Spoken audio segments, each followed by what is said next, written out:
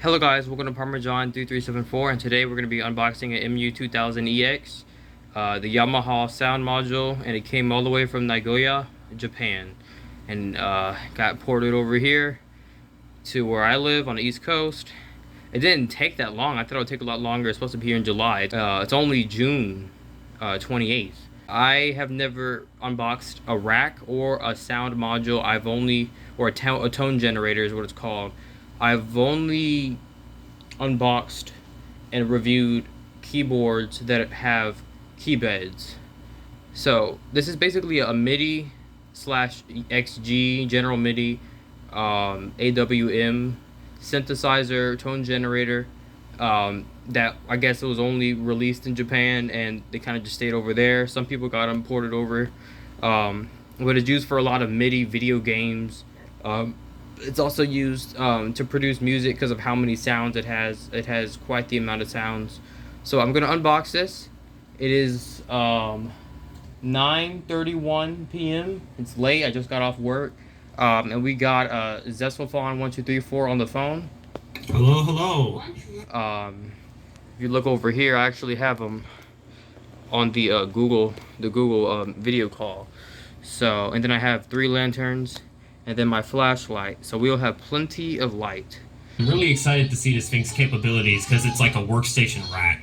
Yeah, and then he was mentioning the sound canvas and how it's kind of like that, but it's rare. Like this isn't really common. I looked it up, and the only place I really found them was on eBay. Everywhere else is like, you know, they're all coming from Japan almost, except for one. So yeah, we're just gonna unbox this. So yeah, we're gonna take this pair of scissors. And we're gonna kind of just pull. I'm gonna just pull this like right. And once I get, I've never seen a box like that before. Okay, I got all the information off. I can kind of do this. So here's the box. Here's my hand. It's kind of like, it's pretty big. It's not as heavy as I thought it was gonna be, but it does have some weight to it. Maybe about 10 or less pounds. We couldn't find a picture on Google with like somebody's hand in it, so we have like no size reference. Yeah. The classic pulling the sides open while holding the camera. You didn't even need the scissors. No, I don't need the scissors. You did not need the scissors. Okay, that is not an okay, that is alright, Japanese writing. What is that? Oh no! What is this? No. We got some. They gave me some. I don't know what the heck. Sweetwater does that too. They're cool for that. They're cool for that. I got a message, and it says, "Thanks for your purchase." That's it. I mean, it's written by somebody though. That is a very Japanese snack free. So they gave me a Japanese snack, and like I said, this is coming from Nagoya, Japan, if that's how you pronounce that. I'm pretty sure. Maybe I'm wrong, but respect to them for packing all this and giving me all the, you know, all this good packing material and free. Yeah, Pockies, that's what they are. Oh yeah, these are good. Okay. Yeah, I really appreciate that. Japanese kotos are one of my favorite instruments.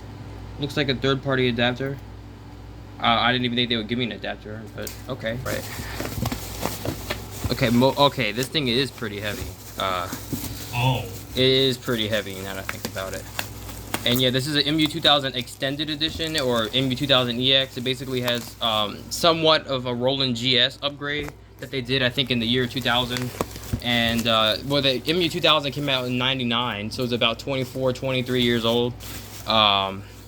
So let me just take this off. I'll be right back. All right.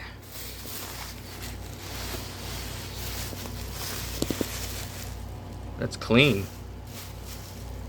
Well. It's the Yamaha MU2000EX. This is pretty, yeah, this is pretty clean. Look at this. Okay, so here's the top of this. They took good care of that thing. I know they did. So as you can see, made in Japan. the patents right there. And then we got the front of it, the top and the front. So let's take a look at the front right quick. As you can see, it has the 80 input, the volume, the power button, and then you see all of these different things that you could load on there. There's different sounds, sound effects. You know, you can add effects to the existing sounds, MIDI port, and then that's how you control it, the value, the select, the parts. And then there's that wheel right there. I actually thought that wheel was gonna be a lot bigger. I'm surprised how small this wheel is. This Wait, which wheel? This wheel right here, that's really small. Like, that's my hand. That's a really small wheel. So let's look at the back of this right quick. And I'm gonna try to explain what these ports are for people that don't know. So these are the MIDI ports, in and out, and then through. Through is if you're trying to hook up more than one keyboard at once. So what MIDI does is basically it transmits information from one device to another, so you can use two things at once. Play, you know, or hook up a MIDI controller to this, and then, or any keyboard that has a MIDI port, and you can play on that keyboard, and it'll just go to here, and then you can use these ports so you can actually hear the sound that's on this generator. So that's what MIDI is. That's the whole point of these right here. MIDI in, A and B, and then MIDI out. This is so you can add, I think they're called something LG, PLG boards. And these are extension boards for more drum sounds or whatnot. This is to hook up to a computer. This USB 2.0 port right here.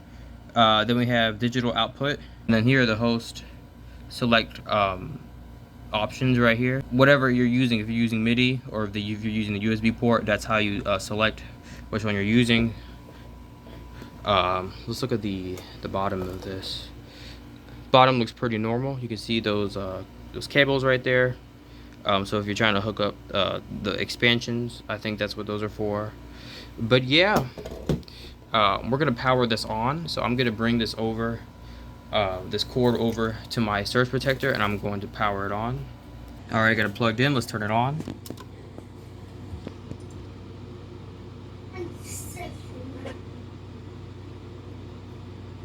Boom. But yeah. Is it letting you browse the sounds already? Yup. Nice.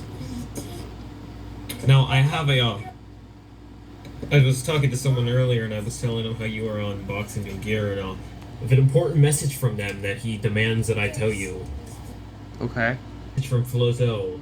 He says that there better be a fish sound. A fish sound? A fish sound. Maybe. And he wanted me to yell fish into the mic, but it's really loud, and I'm gonna go deaf if I do, so... Here, I'll do this for him instead. There. Alright, well. There you have it. And if he doesn't have a fish sound, I guess he's gonna be in some form of anger or something. I don't know, okay? This guy... Very interesting person. So, these buttons I thought were actually rubber, but they're plastic. Like, all of them are plastic. I thought they would be like some type of weird rubber material. But actually, it's metal and plastic. It's a really good build quality. You can kind of see that.